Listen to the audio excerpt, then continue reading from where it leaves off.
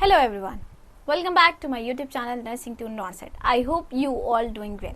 यहाँ पे बार बार एक क्वेश्चन, एक डाउट बार बार सभी के मन में आ रहा है एंड ये डाउट आना भी चाहिए क्योंकि भाई ये तुम्हारे फ्यूचर का सवाल है। अब यहाँ पे एक बहुत बड़ा न्यूज आ रहा है सभी के पास कि आगे चलकर आपका जो बीएससी नर्सिंग के लिए गवर्नमेंट जॉब होती है जिसमें हम नर्सिंग ऑफिसर बन सकते हैं, जैसे कि मैं तुम्हारे सामने एज अ नर्सिंग ऑफिसर ही बात कर रही हूँ। ये सुनने में आ रहा है कि आगे चलकर ये जॉब्स जो है वो कंप्लीटली बैन कर दी जाएंगी और तुम आगे चल के कभी भी एक गवर्नमेंट नर्सिंग ऑफिसर नहीं बन पाओगे। So first of all myself Deepti Kumari Singh and I did my BSc nursing from AIIMS Delhi, जो सभी का सपना होता है।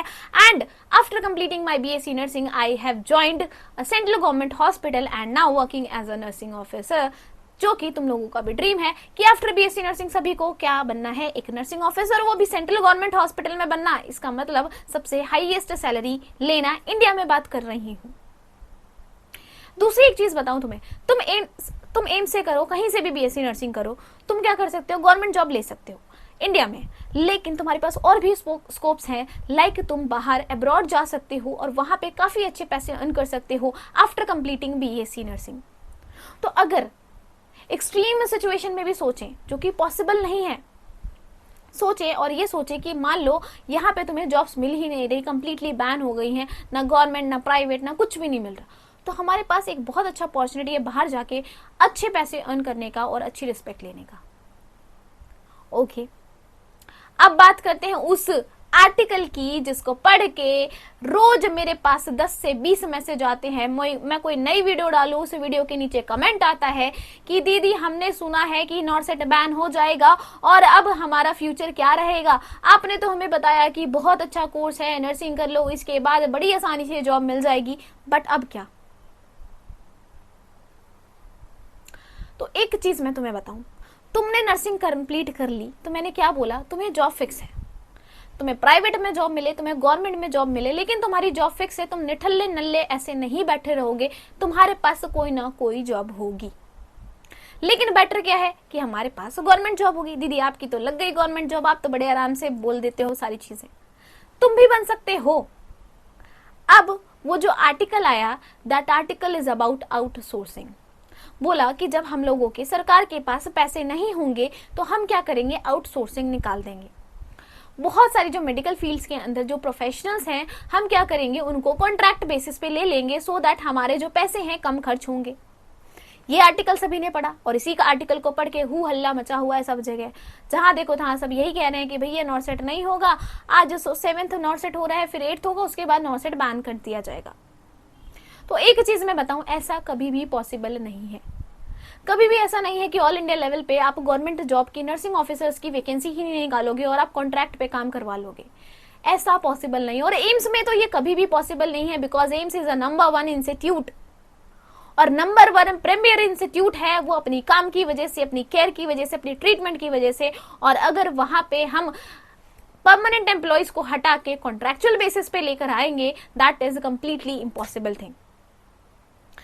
ये चीजें क्या कर रही हैं, जब तुम उस आर्टिकल को बहुत ही केयरफुली रीड करा, मैंने 3 बार रीड किया है, and then I comes to this conclusion कि उसमें ये क्लियरली मेंशन है कि मेडिकल प्रोफेशनल्स में से जो लैब टेक्नीशियंस हैं, जो आपके पास सुलभ वर्कर्स होते हैं, लाइक आपके हॉस्पिटल के अटेंडेंट्स होते हैं, सैनिटरी अटेंडेंट्स होते हैं, जो वर्कर होते हैं आपके, प्लस जो टेक्नीशियंस है, लैब टेक्नीशियंस है, रेडियोग्राफर्स हैं, ईसीजी टेक्नीशियंस हैं, इन सब की आउटसोर्सिंग की जा सकती है इन फ्यूचर।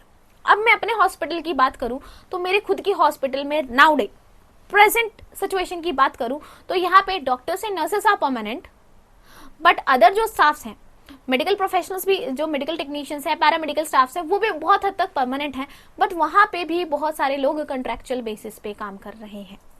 मोस्टली जो आपके वर्कर्स हैं, जिसमें आपके सुलभ वर्कर्स आते हैं, आपके हॉस्पिटल और सैनिटरी अटेंडेंट्स आते हैं, ये सारे के सारे कॉन्ट्रैक्चुअल बेसिस पे हैं। तो आउटसोर्सिंग जो निकाली गई उसमें पर्टिकुलरली ये मेंशन किया गया है कि मोस्टली आगे चल के आउटसोर्सिंग की जाएगी, जिसमें परमानेंट जो वैकेंसीज है वो इन पर्पस के लिए नहीं निकाली जाएगी, जिसमें आपके मेडिकल लैब टेक्नीशियंस हो गए, लाइक आपके पैरामेडिकल के स्टाफ्स हो गए, लाइक आपके जो हॉस्पिटल और सैनिटरी अटेंडेंट्स हैं, लॉन्ड्री वर्कमैन हैं, ये सारी चीजें हैं, इन सब का आउटसोर्सिंग करी जाएगी, इनको कॉन्ट्रैक्ट बेसिस पे अब जॉब मिलेगा। बट वहां पे कहीं भी स्पेसिफिकली मेंशन नहीं था कि डॉक्टर्स एंड नर्सेस की वैकेंसीज जो होंगी वो क्या कर दी जाएंगी, कॉन्ट्रैक्चुअल बेसिस पे। अब वहां पे एक लाइन लिखी हुई है कि नर्सिंग केयर को आउटसोर्स किया जा सकता है इन द पेरिफेरी, हमें जरूरत नहीं है, वहां हम लिमिट कर सकते हैं। तो वो बात आपको ओपीडी और पेरिफेरी में की गई है।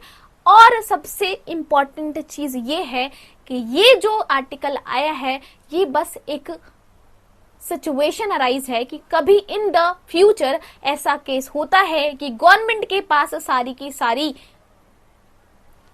जो उनकी बजट है, जो उनका फाइनेंशियल है, फाइनेंसिस है, वो जब खत्म होने वाला होगा तब ये सिचुएशन लाई जाएगी, तब आउटसोर्सिंग की जाएगी और बेटर अचीवमेंट के लिए, कम पैसों में अच्छा अचीवमेंट के लिए हम क्या करेंगे, कॉन्ट्रैक्ट बेसिस पे जॉब निकालेंगे। So this is all for आगे चल के नॉर्सेट होगा नहीं होगा, गवर्नमेंट जॉब मिलेगी नहीं मिलेगी, तो प्लीज इतना सोचो मत। ये चीजें बस छोटी सी बात को बड़ा करने की आदत है इंडियंस की और ऐसा ही होता है। बट पूरा का पूरा कंक्लूजन यही है, पढ़ाई करो, नॉर्सेट की तैयारी कर रहे हो उसकी तैयारी अच्छे से करो। अगर अभी बीएससी नर्सिंग की तैयारी कर रहे हो, एंट्रेंस एग्जाम देना जा रहे हो, तो उसकी तैयारी अच्छे से करो, क्योंकि मैंने बोला है इकलौता कोर्स है जिसपे ग्रेजुएशन बेसिस पे तुम्हें इजिली जॉब मिल जाएगी। So please don't distract your mind, focus रहो, तुम्हें अपना टारगेट सेट करना है, कहीं कुछ नहीं होने वाला, कुछ नहीं हिलने वाला, जो जैसा है वैसा ही रहेगा। थोड़ी बहुत मॉडिफिकेशन हमेशा चलती रहती है। लाइक नॉर्सेट का जो एग्जाम है उसके पेपर के पैटर्न में चेंजेस आएंगे, वो डेफिनेटली आते रहेंगे। लाइक इस बार, पिछली बार क्या चेंजेस आए, इस बार थोड़े और चेंजेस आए, आगे चल के हो सकता है कि जो कंडक्टिंग बॉडी है वो चेंज कर दी जाए, एम्स कंडक्ट ना करा के एनटीए एग्जाम कंडक्ट कराए। तो ये सारी चीजें हो सकती हैं, बट ऐसा कभी नहीं होगा कि परमानेंट वैकेंसीज को completely all over India level पे खत्म करके आपका कॉन्ट्रैक्ट बेसिस पे दिया जाएगा। तो आई होप अब आपका डाउट क्लियर हो गया और प्लीज अब इस चीज के लिए कोई भी क्वेश्चन नहीं आना चाहिए। यही चीज सोचना है, समझना है और लेके चलना है, ऐसा ही होगा। खुद पॉजिटिव रहोगे तभी दुनिया पॉजिटिव होगी। अगर खुद के अंदर इतनी नेगेटिविटी होगी तो कहां से कोई एग्जाम क्रैक होगा। All the very best, bye bye, take care. Nursing to NORCET YouTube channel पे आपको मिलते हैं special guidance for BSc nursing entrance exam, चाहे वो किसी भी स्टेट का हो। स्पेशली फोकस है हमारा एम्स बीएससी नर्सिंग को लेके। बाकी जितने भी स्टेट गवर्नमेंट नर्सिंग कॉलेजेस है, लाइक आरयूएचएस है, आपका एवीवीएमयू है, पीजीआईएमआर है, या फिर आपका महाराष्ट्र बीएससी नर्सिंग है, या Jammu and Kashmir BSc nursing है, हर एक के लिए आपको स्पेशल गाइडेंस और स्पेशल अपडेट आपको देखने को मिलता है हमारे YouTube channel nursing to NORCET पे। साथ ही साथ आपको प्ले स्टोर पे नर्सिंग टू नॉर्सेट ऐप है, वहां से आप nursing to NORCET app download कर सकते हैं। उसमें आपको हर एक स्टेट गवर्नमेंट कॉलेजेस के स्पेशल टेस्ट सीरीज देखने को मिलती है।